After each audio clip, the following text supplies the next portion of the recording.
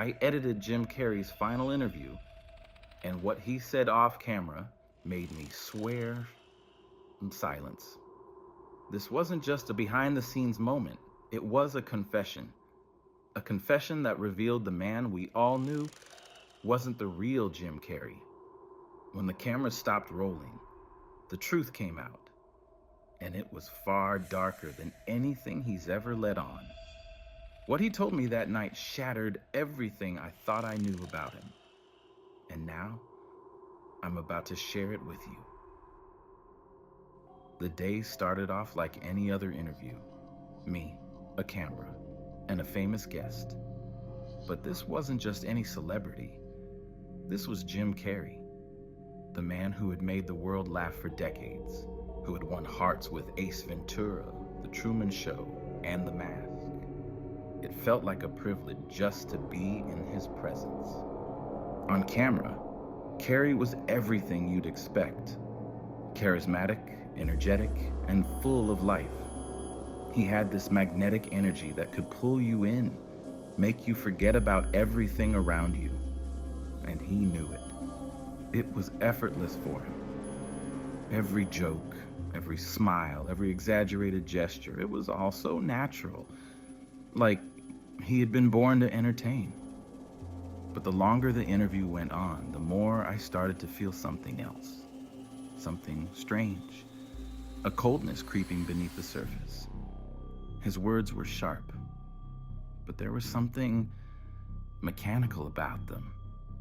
Like he was following a script. One that he had memorized so many times he couldn't even tell if he was really speaking anymore. The laughter he gave wasn't his laugh. It was the laugh everyone expected. The laugh that had made him famous. I tried to push it aside. Maybe I was overthinking it. After all, it was Jim Carrey, the guy who had lived his entire life in front of a camera. His entire identity was built around performing.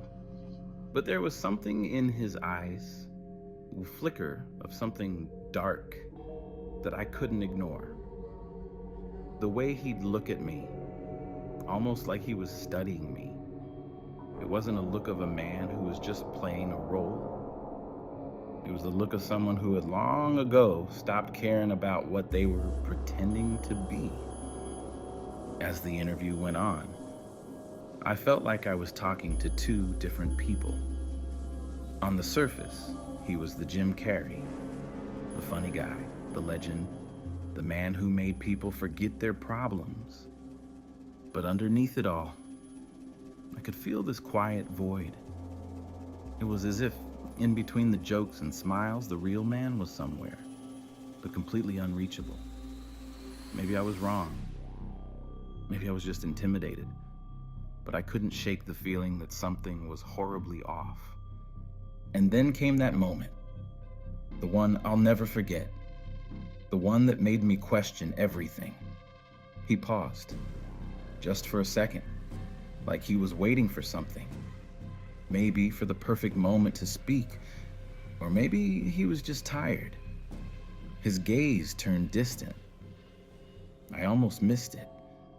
How his eyes seemed to lose focus, like he was somewhere else entirely. But then he snapped back. His smile returned, and the show went on.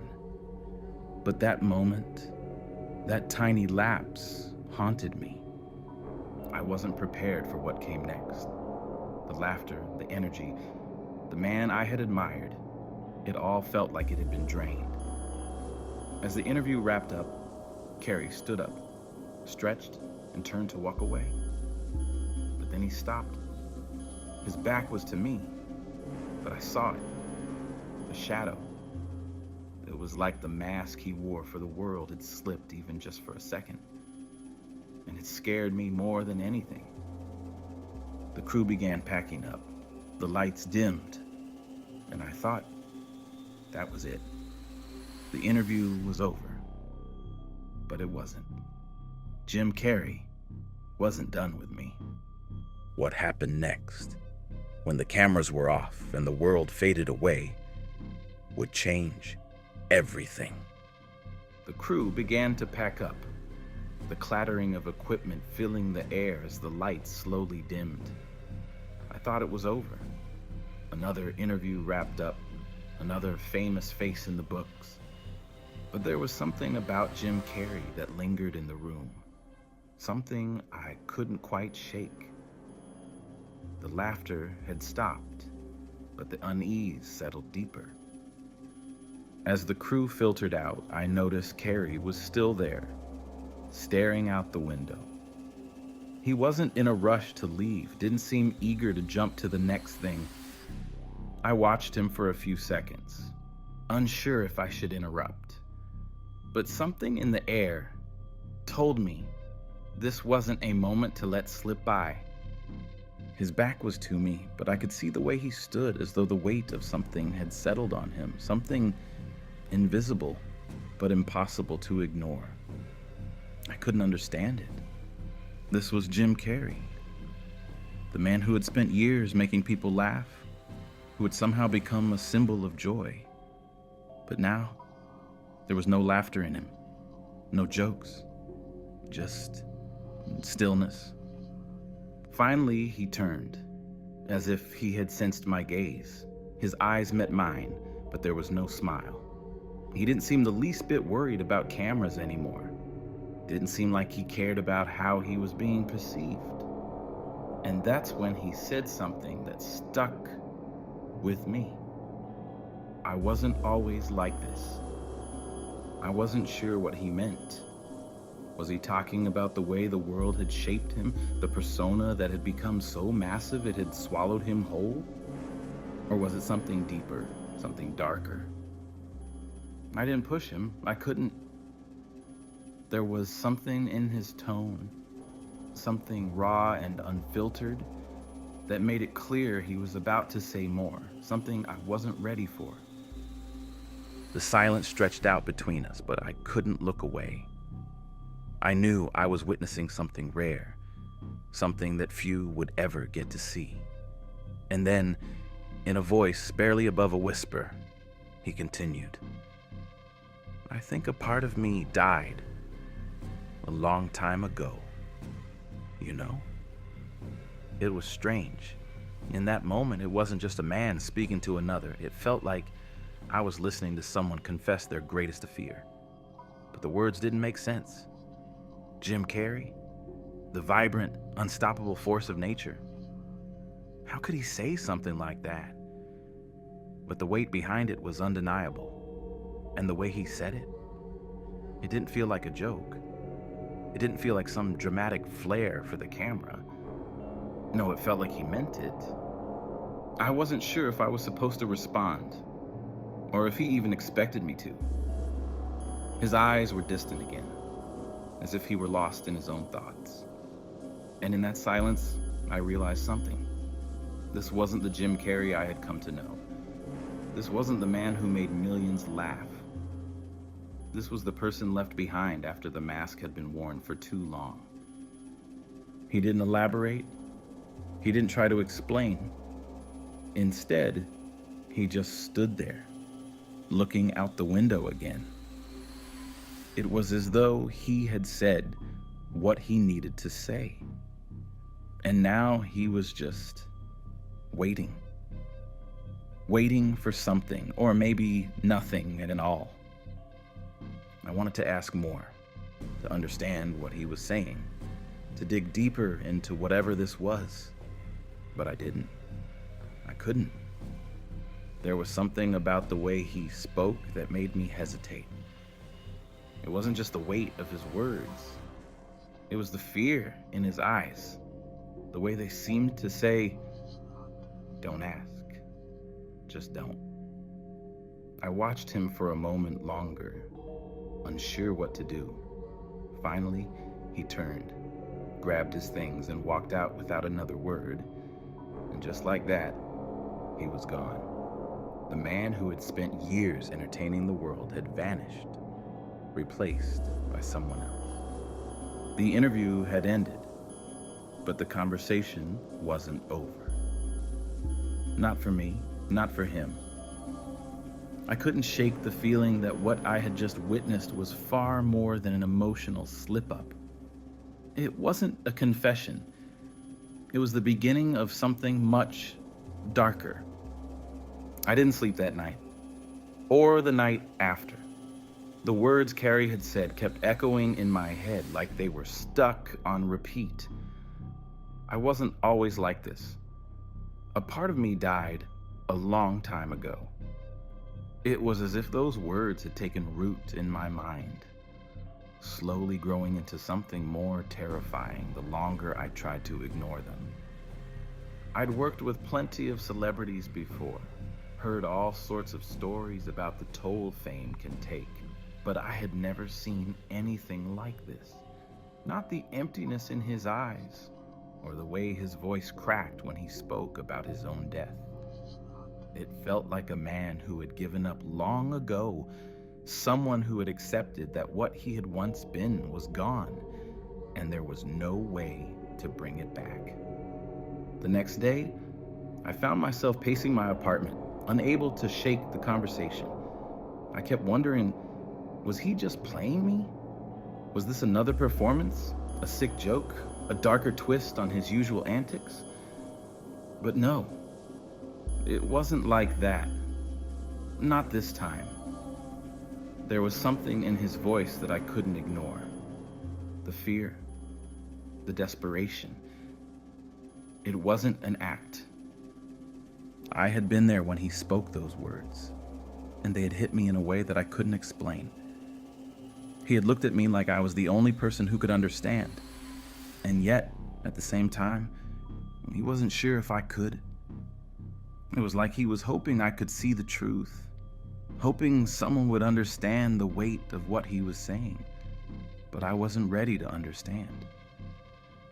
It took a few days before I couldn't stand it anymore. I had to talk to him again.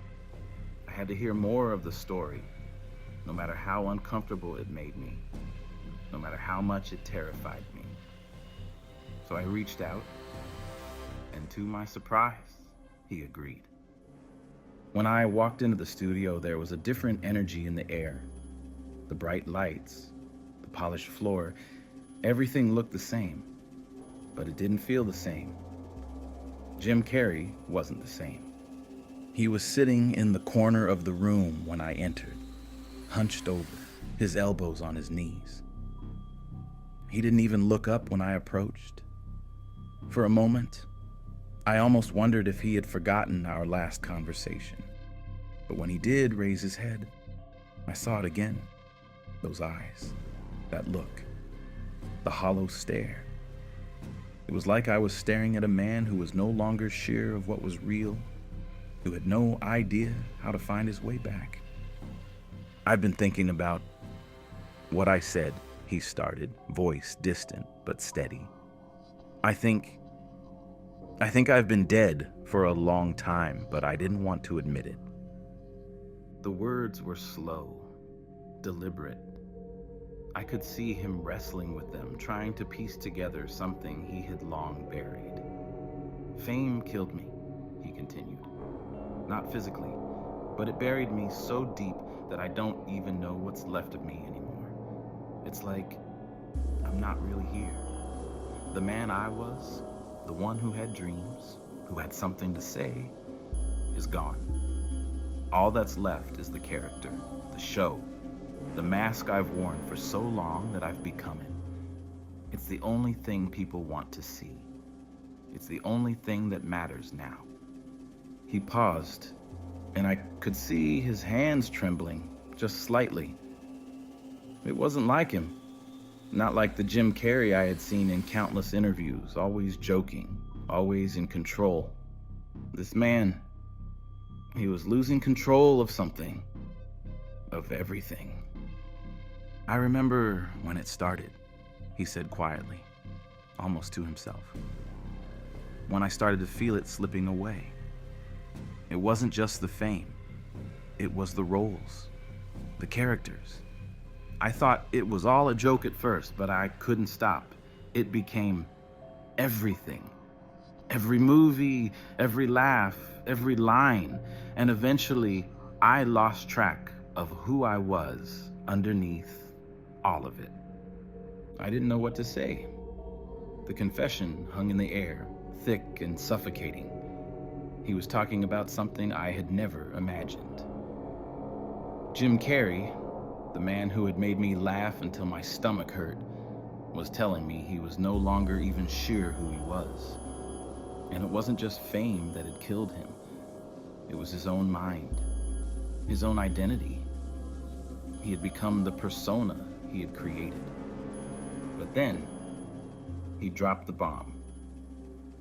"You know," he said, looking me straight in the eye, "there was a moment after the Truman Show when I realized it was over. When I realized I was never going to be the same again. That movie was about a man who lived a fake life, and I started to see how much of my own life was fake too. All the laughter, all the jokes, it wasn't me, it was just the character. And after that, I couldn't go back. I couldn't just be me anymore." He stood up, suddenly restless. "I died, you know, a long time ago. The real me is gone, and I don't even know how to find him again. I spent my whole life trying to entertain, to make people laugh, but now I don't even know what I'm doing it for anymore." There it was, the truth I had been avoiding. Jim Carrey had died, not because of anything that happened physically, but because the world, the roles, and the fame had eaten him alive. The person he had been, the true man, was no longer there. I could see it now, clearer than ever. Fame hadn't just taken away his peace of mind. It had consumed his soul. I wanted to ask him how he was still going, what kept him alive in the shadow of his own death. But I didn't, because the answer was clear. He wasn't really living anymore. There was no going back. No way to undo the damage. No way to bring him back to life. Jim Carrey had died a long time ago, and I was the one who had just discovered it. I couldn't forget Jim's words, no matter how hard I tried. I died a long time ago. They were lodged in my brain, an infection that had spread through every thought. Each time I replayed them, they grew louder, more insistent. The more I thought about what he had said, the more I realized that this wasn't just a man struggling with fame. This was something deeper, something far more haunting. I kept asking myself, what happens when you lose your true self? What happens when the mask you wear is the only thing left of you? What happens when your entire identity becomes a lie? It wasn't until a week later that I got another glimpse of him. I wasn't sure what to expect this time, whether he'd open up more or shut down completely. But when I saw him again, there was a marked difference. It wasn't just that he seemed quieter, more withdrawn. It was that he seemed empty. The lively, manic energy that had once been his trademark was gone. There was no more playfulness, no more spark in his eyes. Just a man, lost. He was sitting alone in a small corner of the studio, staring blankly at a stack of papers. I stood there for a moment, unsure if I should approach. There was something wrong about him. Not physically, but spiritually, like he had been hollowed out from the inside. "Jim," I finally said, my voice trembling slightly. His head snapped up, and for a moment, he looked at me with recognition. But it was fleeting, almost as if he'd forgotten who I was, who he was for just a second. He didn't smile. He didn't move. Just sat there, like the weight of the world was pressing him into the chair. It was as if the Jim Carrey I had met before was no longer there. "I don't know what to do anymore," he said, his voice barely a whisper. His eyes were distant, searching for something in the air around him. I've been trying to find myself for so long, but every time I look in the mirror, all I see is the mask, the persona, the guy who makes everyone laugh. There it was again, the ghost of the man who once was. I don't even remember what it was like before all this, he continued, his voice breaking. Before I became this. I sat down across from him, trying not to feel the weight of his pain pressing down on me. What do you mean, Jim? What was it like before? He let out a short laugh, almost a bark, and shook his head. Before all this fame, before the roles, the jokes, before I was Jim Carrey, the actor. I don't know, I was somebody else, somebody who had a life outside the mask. I had real feelings, real dreams. He paused and closed his eyes, as if trying to summon something from his past. But somewhere along the way, I became the joke, the clown, the entertainer. His hands were shaking now. I could see it in the way he tried to clasp them together as if to stop the tremor, but it didn't work. And now, he trailed off. Now, I don't even know what's left of me. There's nothing real behind the laughter anymore.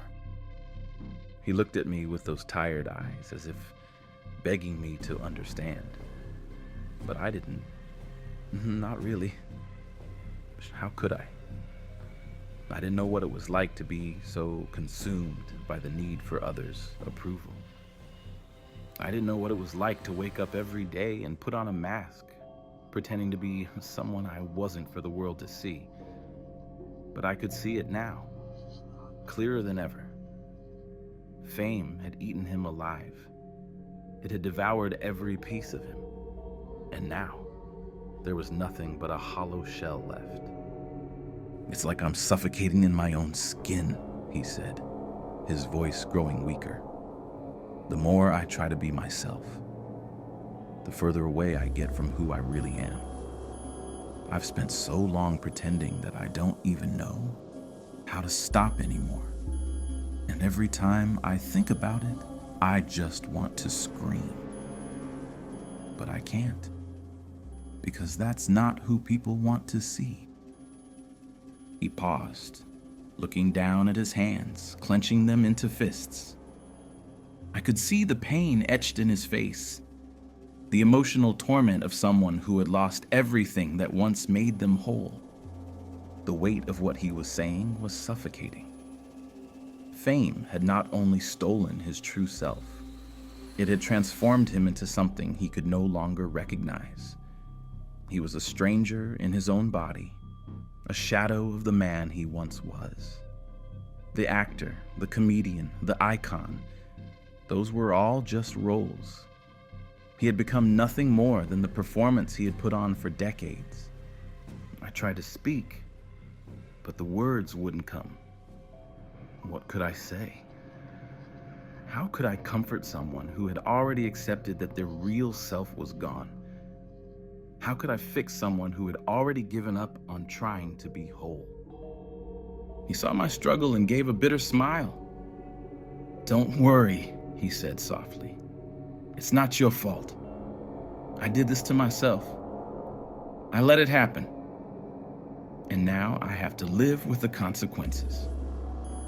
I wanted to tell him that it wasn't too late, that he could still find his way back, but something in his eyes told me he no longer believed that. He had already given up on that possibility. The man who had once been Jim Carrey, the man who had made millions laugh, the man who had once been free, was no longer there. There was nothing left but the mask, and he didn't know how to take it off. It had been a few weeks since that conversation with Jim, and I couldn't shake the image of him sitting there, broken, begging for something he couldn't name, something he had already lost. Fame had destroyed him, yes, but more than that, It had trapped him in a cage he had built with his own hands, and no matter how much he tried to break free, he couldn't escape. He was no longer Jim Carrey, the man who had made us laugh until our sides ached. He was a ghost, a mere shadow of himself. I found myself thinking about him more than I ever should have, more than I wanted to. I tried to go on with my life, push the memory of his confession into the back of my mind, but I couldn't. The weight of it pressed on me every day. The truth he had shared wasn't just something to forget. It was a burden now, one I couldn't release. Every time I closed my eyes, I saw his face, those hollow, lifeless eyes staring back at me, pleading without saying a word. He had trusted me with something so deep, so dark, and now I couldn't unknow it. I was trapped in this secret, in this knowledge of a man who had lost himself to the world, to the fame, to the roles. He had died, and I had watched it happen. Then came the call. I wasn't expecting it, not really. But when my phone buzzed and I saw his name on the screen, my heart dropped into my stomach. I hadn't heard from him in days. I wasn't sure I even wanted to hear from him, but I knew I couldn't ignore it. Not now. I picked up the phone, my hand shaking slightly. Jim? There was a long pause on the other end. Then a voice, raw and desperate. I need you to do something for me. His words hit me like a punch to the gut. He sounded different this time, more frantic, more broken. It was the kind of voice you hear from someone who has given up. It was the kind of voice that says, I'm drowning, and I need someone to throw me a lifeline, but I'm not sure you can save me anymore. What do you need, Jim? I asked, my voice barely above a whisper. He let out a ragged breath. I need you to keep my secret. You can't tell anyone. You can't let anyone know what happened. What I said to you. Promise me. The weight of his words hung in the air, heavy and suffocating. I had been expecting something like this. I had known, deep down, that he would ask me to keep his truth hidden. But hearing him say it aloud, hearing the desperation in his voice, it felt different. It felt like a final plea for mercy. I don't want to disappear completely, he continued, his voice cracking. If people knew what I told you, if they knew how far gone I am, they would never see me the same again. They would tear me apart. They'd see me as a fraud, a failure. They'd see a man who doesn't even know who he is anymore. And I don't know if I could survive that. I could hear the raw fear in his voice, the terror of losing everything. I understood it, even if I didn't agree with it. He had already lost himself, but to admit it to the world, that would be the final straw. It would destroy the last remnants of who he used to be. And he knew it. But what Jim didn't understand, what he hadn't fully grasped, was that by asking me to keep his secret, he was already asking me to share in his death. I couldn't just carry his truth around with me, locked away. It was too much. It was like a weight pressing on my chest, suffocating me with each passing day. But I promised him. Against my better judgment, I told him I wouldn't say a word. I would keep his secret safe for him. Because at that moment, I knew that was all I could do. I had already seen the man he had become. I had already witnessed the devastation of his soul. But now, I was complicit in it. I was just as trapped as he was. And there was no going back. The call ended soon after that, and I was left in a haze of confusion and guilt. The burden of his secret had been passed to me, and now I had to carry it. It wasn't just his silence anymore. It was mine too. We were both locked in this cage, and the only thing keeping us from disappearing completely was the promise we had made to each other. The days that followed were a blur. I couldn't sleep. I couldn't think straight. I had become the keeper of something dark, something that I didn't fully understand but knew was eating away at me. Each time I closed my eyes, I saw Jim's face again. The same hollow look, the same desperate plea for silence. But silence doesn't come without a cost. The more I held onto his secret, the more I could feel it seeping into me. It wasn't just about protecting him anymore. It was about protecting myself. Because once you hear the truth about someone like Jim Carrey, once you know the depths of what they've lost, you can't just unhear it. You can't unsee it. And now, I was a part of it. A part of his downfall. I had sworn silence, but now, it felt like silence was the very thing that would consume me. I had no idea what would happen next. What would happen if I kept this secret forever? But I knew one thing for sure. I couldn't keep going like this. The silence was killing me. And yet, there was no other choice.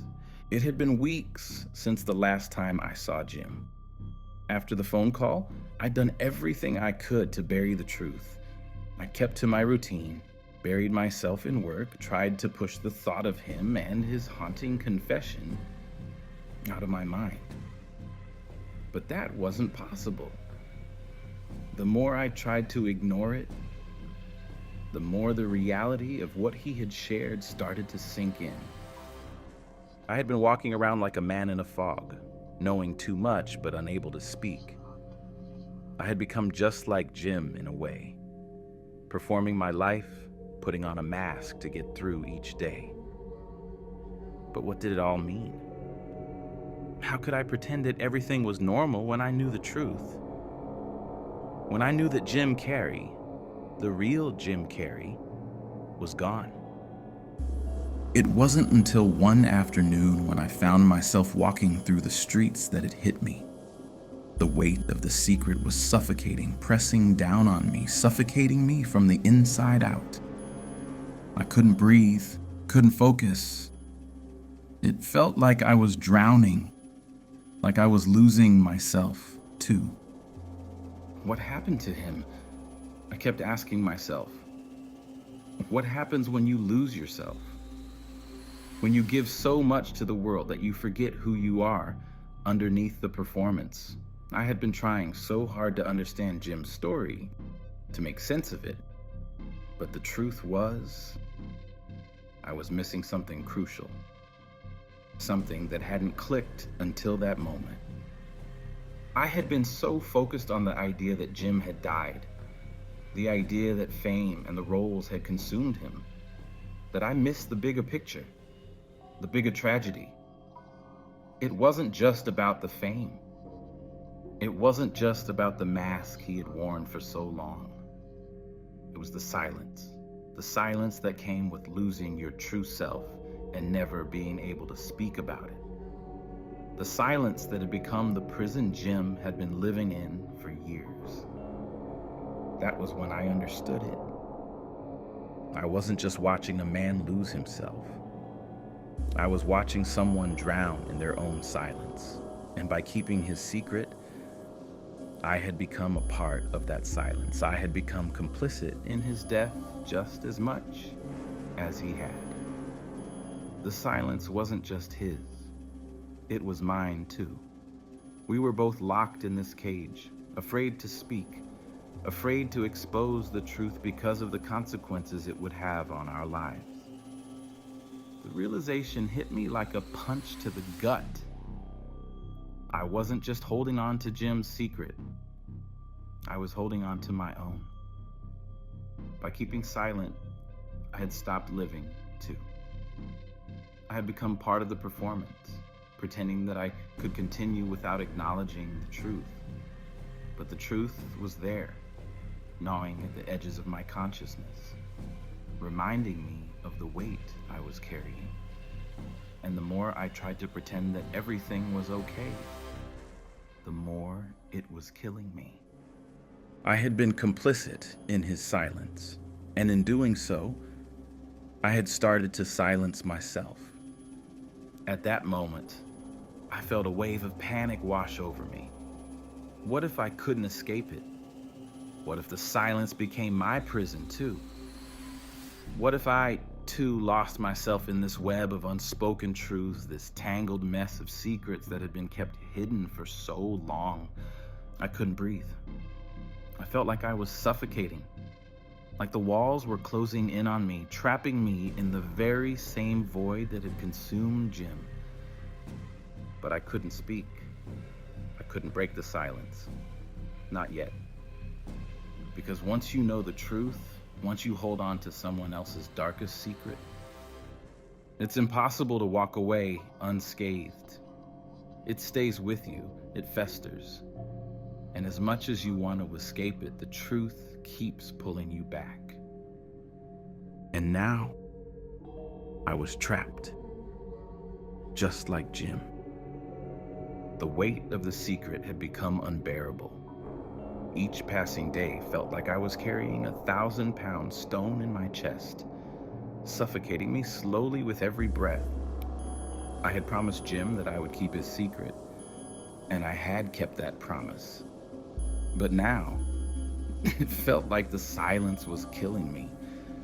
I couldn't escape it, no matter where I went. The truth followed me, always lingering in the back of my mind. The fear of what might happen if I ever broke the silence paralyzed me. I had made a choice, and now that choice was consuming me. But it wasn't just the fear of Jim's truth getting out. No, it was something deeper, something darker. I had become entangled in his demise. I had become a part of the very thing that had destroyed him. I wasn't just holding on to his secret. I was losing myself in it. I tried to live my life, to act like everything was normal. But every time I looked at someone, every time I spoke, I felt like a fraud. I was living a life that wasn't mine. I was pretending to be someone I wasn't. And it wasn't just the guilt that weighed on me. It was the realization that I was becoming like Jim. I was becoming the mask. I had become trapped in this silent agreement just as he had. Jim Carrey had spent years trapped behind a mask, playing a role that wasn't real. And now, I was wearing my own version of that mask. I had sworn silence, and in doing so, I had sacrificed my own truth, my own voice. I kept thinking back to the moment Jim had told me everything. His voice had been trembling, his eyes desperate, as he begged me not to tell anyone what he had said. "Don't let them see me for what I really am," he had pleaded. "I can't survive that." And I had agreed. I had promised him. I had sworn silence, but the truth is, keeping that promise had cost me more than I could have imagined. It had cost me my sense of self. It had cost me my peace of mind. The more I kept Jim's secret, the more I lost who I was. The silence that once seemed like a small price to pay for protecting someone's dignity had become a prison I couldn't escape. I thought I could handle it. I thought I could hold on to this secret without letting it destroy me. But I was wrong. The silence was eating away at me piece by piece. It was all consuming like a fire that kept burning inside me, slowly turning everything to ash. And then, one day, it hit me. I wasn't just holding on to Jim's secret anymore. I had become part of it. I had become complicit in his death. By keeping his truth buried, by living in silence, I I had sealed my own fate. I was suffocating, just as he had. I was fading into nothing, just as he had. I wanted to scream, to break the silence, to tell the world what had happened. But I couldn't, because breaking that silence would mean admitting that I had been a part of his destruction. It would mean admitting that I, too, had lost myself in this web of lies and half-truths. So, I stayed silent. I kept the secret, and I continued to drown in the weight of it. I had sworn silence to Jim, but in doing so, I had sealed my own fate. And as the days went by, the silence grew louder. It wasn't just Jim who had died.